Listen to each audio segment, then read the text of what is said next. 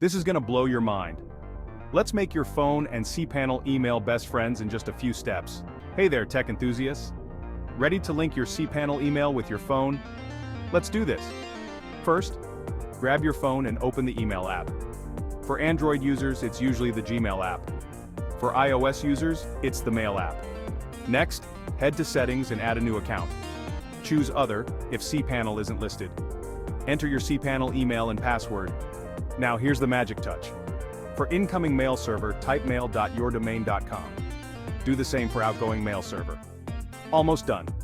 Just double check your ports. 993 for incoming and 465 for outgoing. Tap Save and voila! Your cPanel email is now on your phone. Congrats, you did it. Now you're a tech wizard with email powers. See you next time for more easy tech tips.